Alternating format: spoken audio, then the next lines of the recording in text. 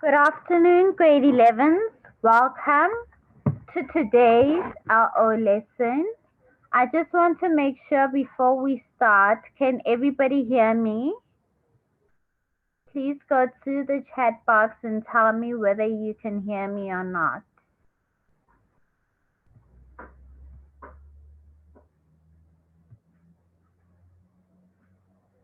Can you hear me?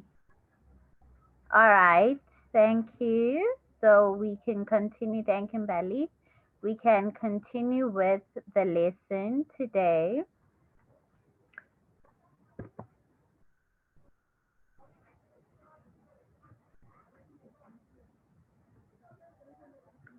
My name is Puleng Niziga and I am your LO teacher for the duration of the lockdown. And on the screen, on this particular slide, is my email address. It is lizigapuleng@yahoo.com. So Lizika is my surname, Puleng is my name, and then that is in small letters at yahoo.com. So you can ask me anything that you need to know with regards to LO. So if you have any question or you need anything from me, whether it's clarity or you need me to share anything with you that has to do with LO, you can email me at the address below. So we're going to start with today's lesson. So today's lesson is on chapter 15, unit 1. So it is on the development of the self in health and well-being. So it's about the development of self. So this is developing your identity and who you are in health. So this is physical health, and then in well-being. Well-being would be all the members of your body, your mind too, and just maybe your spiritual well-being too. So the lesson objectives for today are that you must know about gender roles and their effects on health and well-being. So gender roles would be your male and your female, and then the effects that the gender roles have, whether you're male or you're female, the effects that has on your health and on your well-being. So let us start with today's lesson. So today's lesson is on gender roles. Like I said, this is the slide that we're on. Gender roles are the different roles, behavior, and activities for that society thinks are appropriate or right for women and men. So these are the roles that we got socialized into. So these are the things that you got taught from your family when you are young. That's when socialization starts. We call it primary socialization. And these are the things that your parents teach you, because those are the first people that you come into contact with. Your mother and your father, let's say they dress you in a pretty pink dress if you're a girl, to show that you must be more feminine and pretty and cute. And then if you're a boy, they'll dress you in blue and green to show that you must be more boyish and maybe a bit more harder and not as soft as the girls. So maybe this is changing now, but from a long time ago, and this is still prevalent, we are taught how to behave. We are socialized into our different gender roles. So what happens is, maybe if you're a girl, they'll buy you teacups and they'll buy you some pots and some vegetables. They'll buy you a pram and a dolly with a milk bottle and some diapers. And that will teach you that you need to cook. You have to be in the kitchen to cook. That would domesticate you, to teach you that as a woman you must take on more domesticated roles, and then you must be nurturing. You're a woman, you should take care of the baby, and you should just make sure that the baby's bottle fed, and you're the one who's mainly responsible for raising the child. Whereas the boy child will maybe be playing with robots and just technical things, building blocks and cars. So this is to tell the boy child that you are more going to play a role of being in labor. It already prepares the male child for thinking strategically and critically. Those are building blocks, and then maybe playing with cars. It's more masculine. You're the one who's going to drive the Ferrari, and then maybe driving is not so much for women. I'm not saying that these hasn't changed, but these are still very prevalent because we still do buy very nice sports cars for boys. Even real size cars right now, there are cars that really look like the branded cars that we have on our roads. So these are the different things. These are the things that our parents do and that society does, that already socializes us and teaches us the role that we need to play as women and men. And these things are done slowly. When you're a child, it's playing, but mentally, it's already preparing you for for the kind of work that you're going to do and the person that you're going to be. So gender roles are not the same in all cultures. So gender roles will differ from one culture to another. Some cultures are still more traditional, and some cultures are a bit more liberal. So you do find people that are still more conservative, and then you will find um, cultures and maybe metro cultures where people have moved to the CBD and to economic hubs where you find that genders are more fluid right now. Roles have just mixed, and you find that males are also playing more feminine roles like taking care of their children and maybe babysitting and taking care of the kids and maybe cooking when the woman is not there, not even cooking when the woman is not there, but also has their day for cooking so that the roles are equal. So the different roles that women and men play can have effects on their health and on their well-being. So maybe if women spend a lot of time taking care of the baby and then having to go to work and then do the cleaning chores, then some ladies will feel pressurized and more stressed, and then that can have an impact on their health and also on their well-being.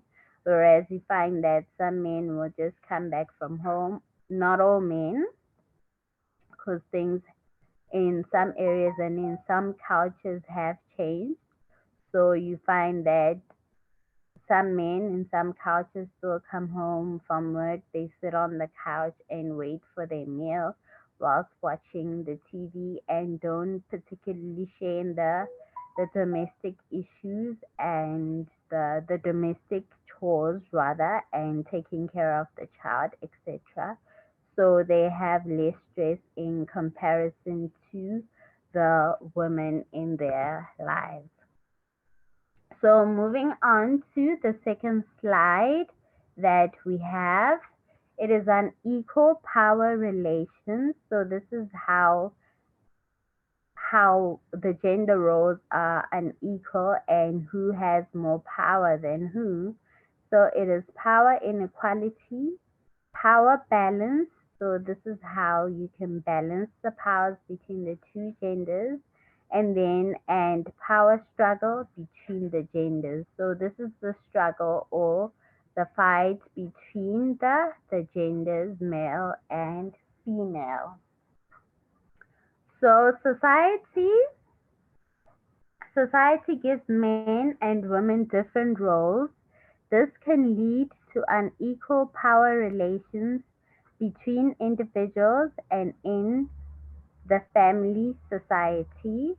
This means that one gender has more power than the other. Usually, men have more power than women, and boys are sometimes seen as more important than girls.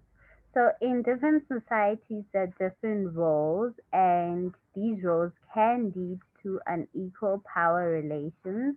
So, for instance, if girls are seen to be more domestic, maybe they will take on more softer roles in the workplace. And then if the men are seen to be more robust, more critical thinkers, and more builders, then they will have better roles at work and will therefore have more power in society because now they have management roles and they're able to get a better income than women.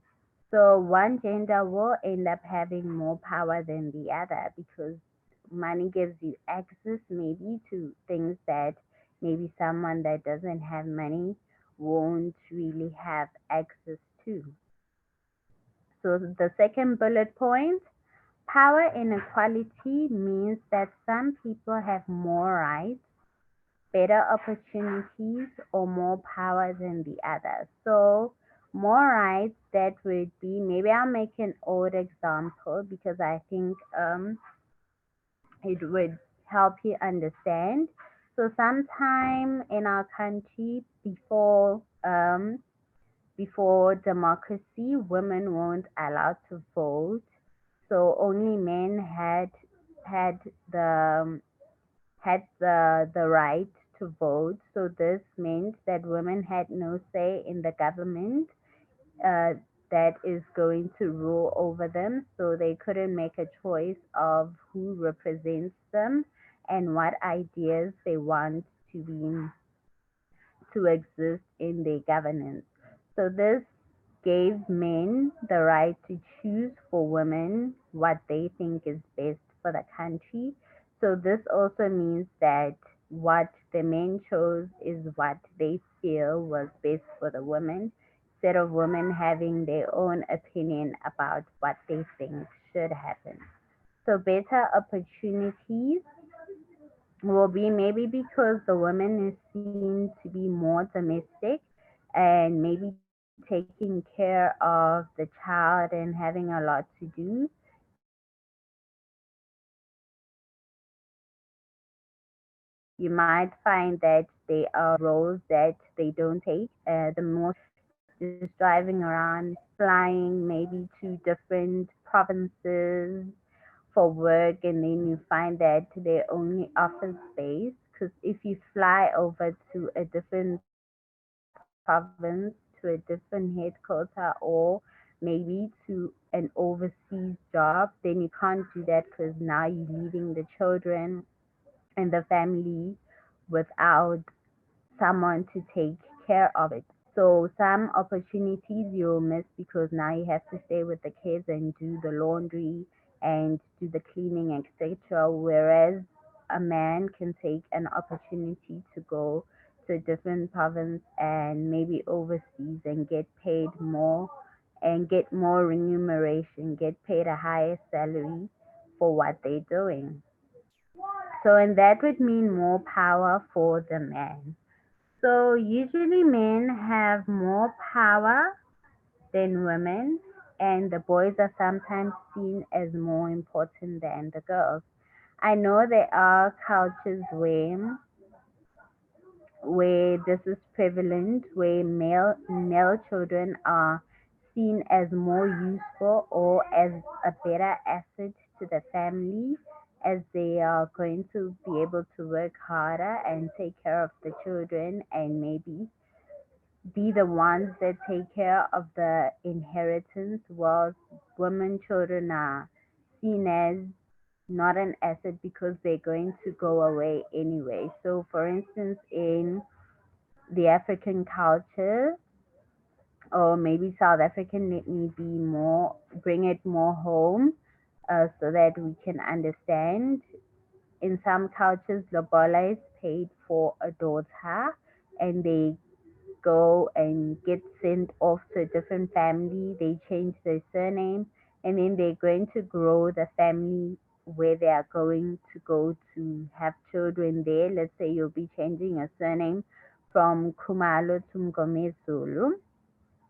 So the Kumalos uh, don't have anything to gain from you except for benefiting from the cows.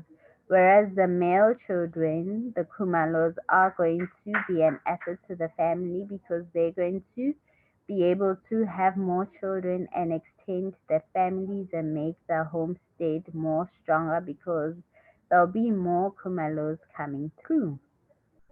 So they'll also be providing, whereas as the women, the girl children might even have to go and continue playing a more domestic role where they are going. So I know of an example where my cousin was teaching in a certain country overseas. I won't mention it. And then the parents of the child she was teaching at had had twins, a pair of twins, a girl and a boy. And then what they did was during the school holidays, they went overseas with the boy child, and then they left the girl child home. So there are two children. They are both twins, but then they left one child, the girl child, behind, and they only took the boy child with. So that shows you the attitude of the parents and the culture that they have. They feel that the boy is probably more better than the girl, so they'll only take the girl along with them. So that would be it for this slide. So this slide, the first bullet point, some cultures do not think that education is important for girls, so girls don't finish school. So like I said, in a family, if you think that your girl is going to get married off anyway, you're going to give her away to another family in marriage and she's going to play a domestic role there, then you obviously feel that you're not going to invest in them, you're not going to spend your money on them going to school to go finish school because anyway they're going to leave. So you'd rather invest your money in a male or a boy child because they're going to grow your family, they're going to stay in the family, and they're going to grow the homestead. So what this does is it closes the opportunities for girls because they have to drop out of school or maybe after matric they don't pursue tertiary education. So this means that they only get into jobs that don't require any extra, like any tertiary education. So basically, the jobs that you get when you don't get tertiary education pay far less than what the ones that you get when you just have a matric certificate. So then the boy child will have more opportunities because they will get better remuneration because they will have studied, and then it will be a cycle. So the girls won't even be able to take part economically. They won't be able to have a job, and it might be a cycle because they too won't treat will treat their children the same way. So second bullet point, in some cultures and families, the husband is thought to be the head of the household and he makes all the decisions. His wife has to obey him. She cannot make decisions about her well-being independently. So this might be in some cultures. This is also something that might be religious. I know that there is a religion that does say the man is the head of the house. And so this sort of belief brings a certain structure to a family where the man makes all the decisions and then the wife has to follow the rules. So the wife doesn't have any autonomy, and the wife cannot make decisions or be part of the decision making, even though the decisions might affect her, and even though she feels that she must have a say. Maybe she doesn't want to move over to a different province because she has her job here in Gauteng. But then the husband decides no, he's gotten a job in KZN in Durban, so now they must move and she does not have a say. So this puts the woman at a disadvantage because she'll have to lose her job and then go to Durban and then have to start looking for a job again, which is obviously very difficult to do so, especially in our country where there aren't many job opportunities. So that also describes the power relations between men and women in different cultures and in the religious space. So there are communities that are very matriarchal where they do have a culture of allowing their women to take part in the decision making and to take part in matters that affect them. They do play very high roles in advisory, and these are important cultures. So basically, it's not in every culture and every religion where a woman is not allowed to be independent, but it is just in some cultures where women are finding themselves in a disadvantaged place. And then the third bullet point, in society, the jobs that men and women do are different. For example, most teachers and nurses are women, whilst most principals and doctors are men. So when they have more money, they have more power. In some countries, even when men and women have the same job, they are paid less. So basically, this is something that has been inherited over the years, that some jobs are seen as more domesticated jobs, taking care of other people, going to an old age home, going to an orphanage and taking care of sick people and of children. Those are more nurturing jobs that are given or are seen as more acceptable for women to do.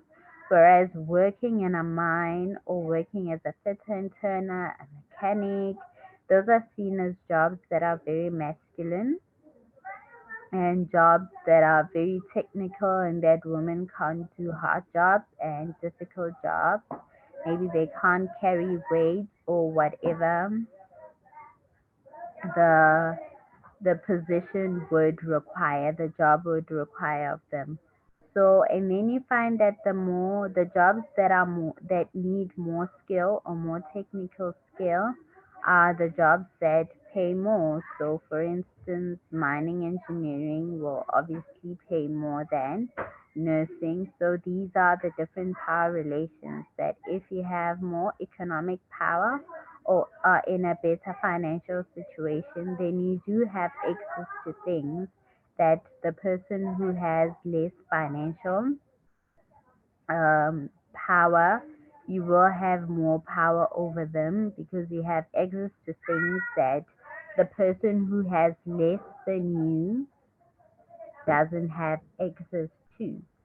All right. So it does say that even in some countries, even in places where women are doing the same job as men. So let's say in countries that and cultures that have addressed the issue of women working the same job. So maybe you find that both women and the men are holding the same position in mining or in a pharmaceutical company or maybe a commercial company or a financial company, you find that the man and the woman aren't getting paid the same. You find that the man is getting more money than the woman.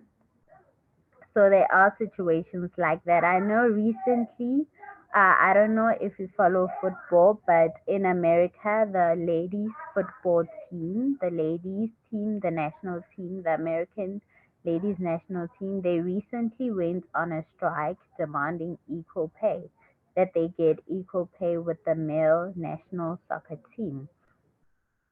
So basically, we know that they won the World Cup. I think it's last year's World Cup, the Ladies World Cup. And you find that the American soccer team will maybe go out of the World Cup in the first group stages or the second round. So they won the World Cup and they're still not getting equal pay to a men's side that is not necessarily as successful as them. I know there are arguments about sponsors and more people watching. Maybe there are more people watching a man's game than there are more watching a women's game. And then basically, sponsors will get drawn to a crowd that is more, where there may be 100,000 people watching. The sponsor will want to sponsor a game where there's more people watching than maybe as opposed to a 20,000 people game. So that is not an excuse for not paying someone equally or both genders equally for delivering the same quality football, especially for a team that has won the World Cup.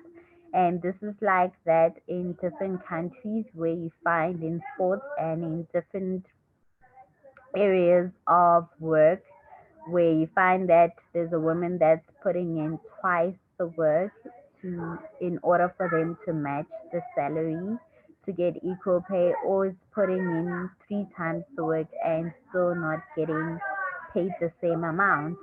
So the woman recently won over the case of equal pay and will be getting equal pay.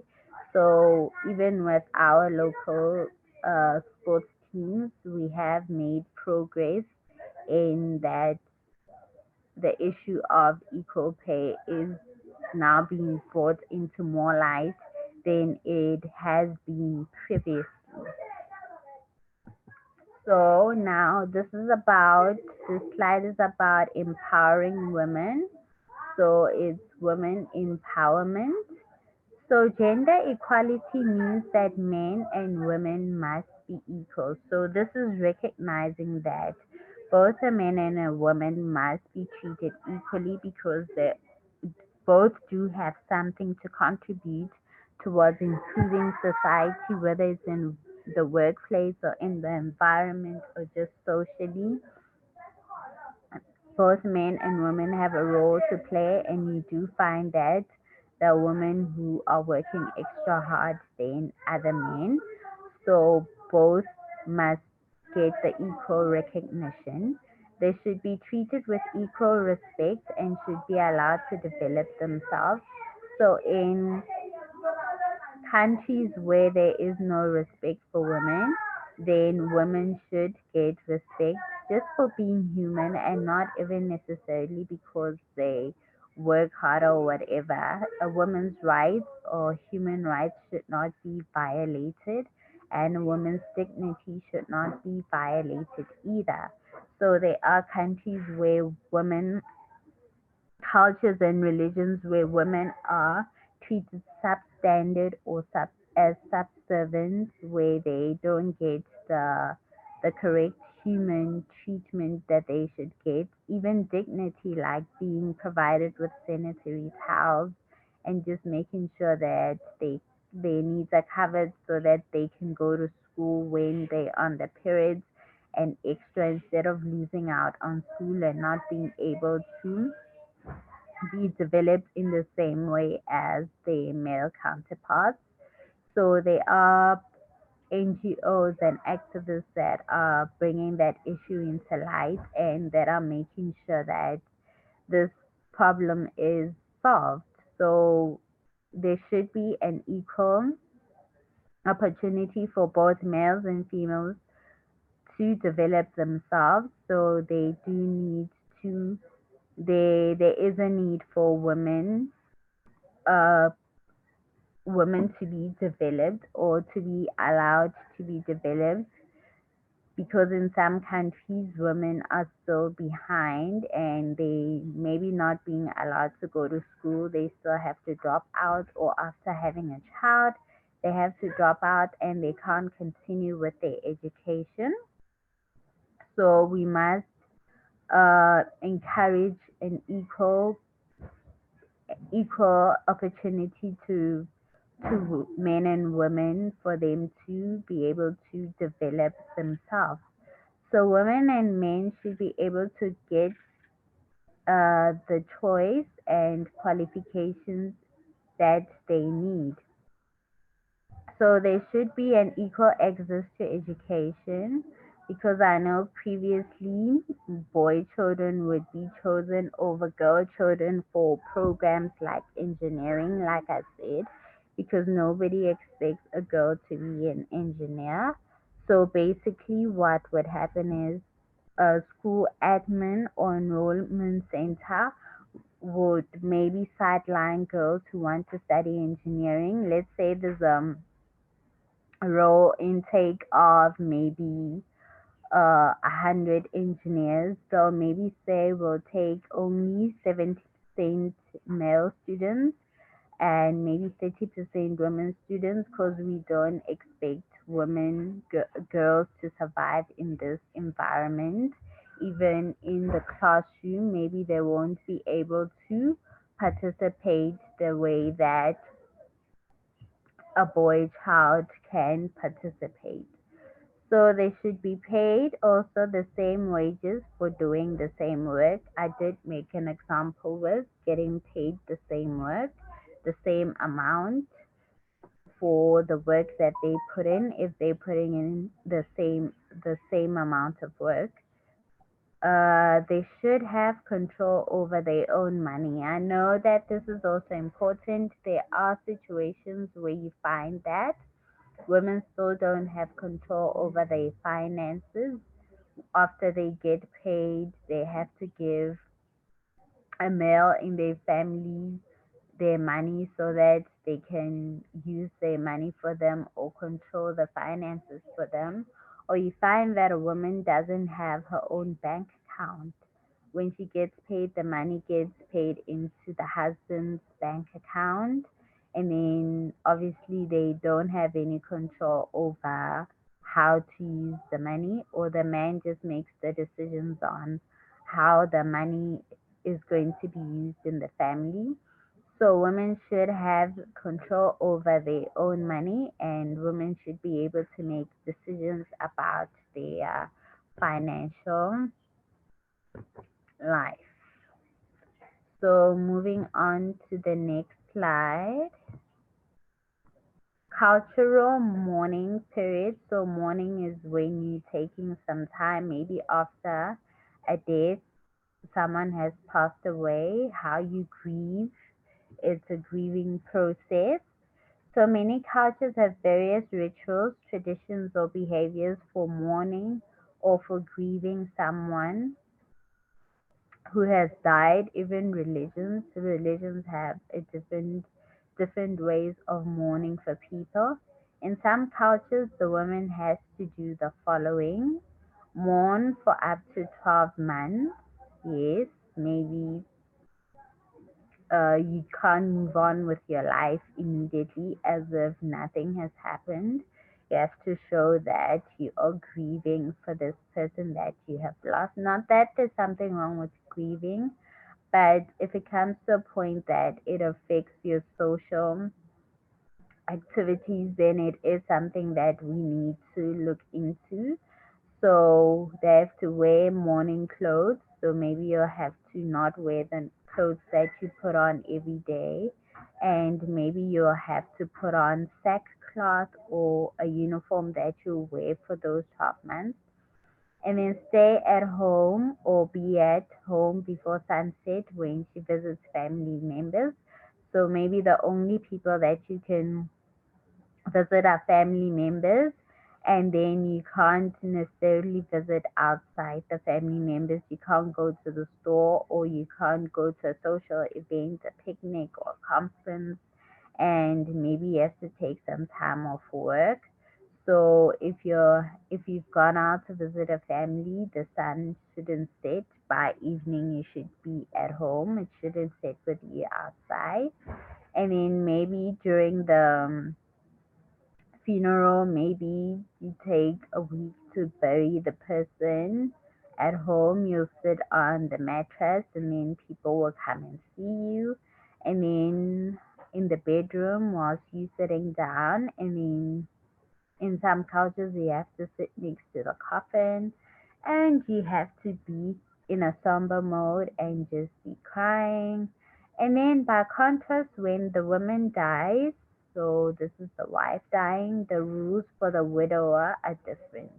So the husband doesn't necessarily have to mourn for 12 months. Maybe they're given less time, like 3 months, and then they don't have to wear mourning clothes. Maybe they'll give them a button to wear on their shoulder, or a little sackcloth with a button, and they don't necessarily have to wear a full uniform of mourning clothes. Then they don't have to stay at home. They can just carry on with work, and they can visit anybody or take part in social activities.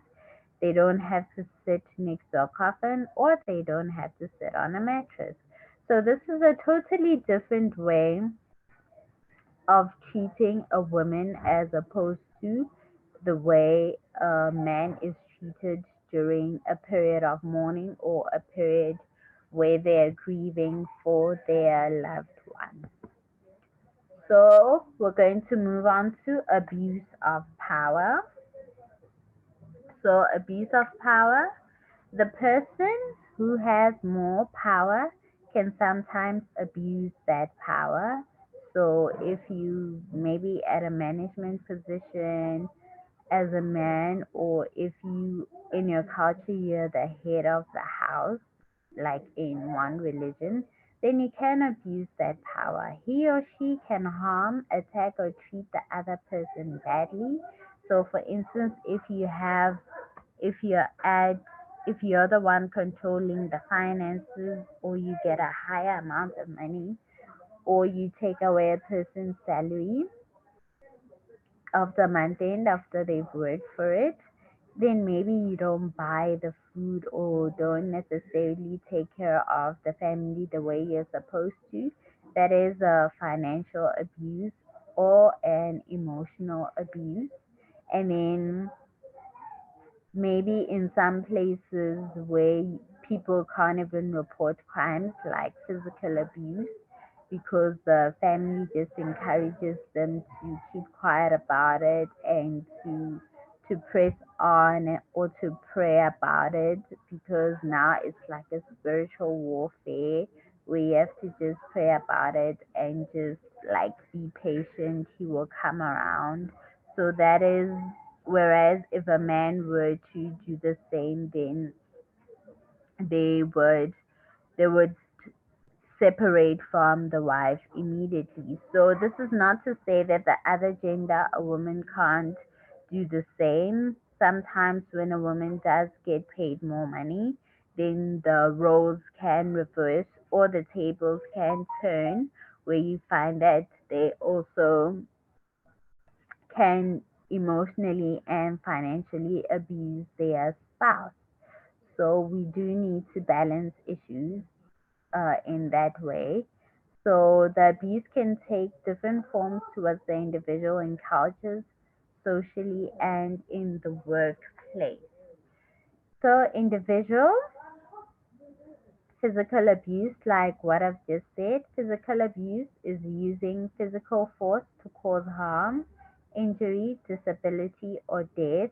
It includes scratching, pushing, throwing, choking, shaking, slapping, punching, burning, tying up, biting, hit,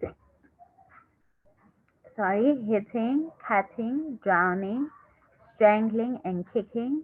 It could also be not giving people food, medicine, or letting them get cold.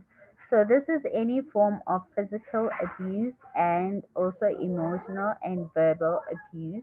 This can be caused by the power relations in a family.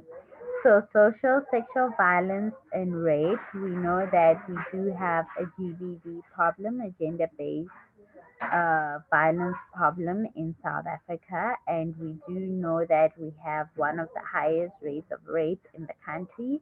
So this is something that you would need to address. So sexual violence and rape are also part of domestic abuse.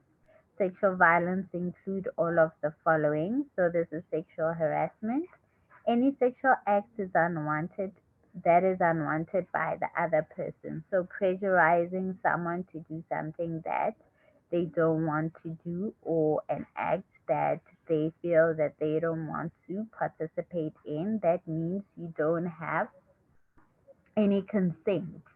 So no would mean no, so you wouldn't force someone into doing something that they don't want to do. And then gang rape, being by more than one person. So this is more than one person violating a person. So this is not necessarily for women only. You can get molested or raped as a male too. So by another male, or when you're young, maybe you can be groomed by a older woman or someone who's maybe even 4 years older than you or something. So basically, this is looked at in a balanced manner. So there is gang rape and then date rape.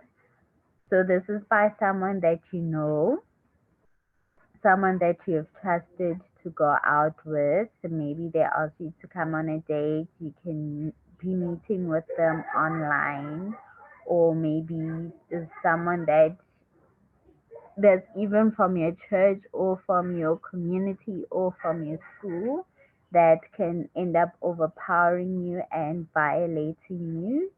So that is a rape and a crime too. So sometimes that person can put a drug that makes you lose consciousness into your drink, and this is even at parties where it could be your male friend or your schoolmate that you are used to hanging around, and you don't think that they could harm you in any way. So they could just be trying to show their masculinity and just violate you. Or it can also happen if you're a man, that you also get violated by other men and get drugged and used. So that's that too. And in workplace sexual harassment, this is something that takes place where you work in your company or in the institution or organization that you're rendering a service to, your paid services for, or where you're just volunteering to get more skills. So sexual harassment comments involves maybe comments about a person's body. When someone passes remarks about your body and how it's shaped, how it's built, or makes a pass at you about your physical build or your physical makeup, and then asking about a person's body. So, someone asking questions that make you uncomfortable about your body as a woman or as a man, and then rude gestures such as touching, feeling, or pinching, or tapping.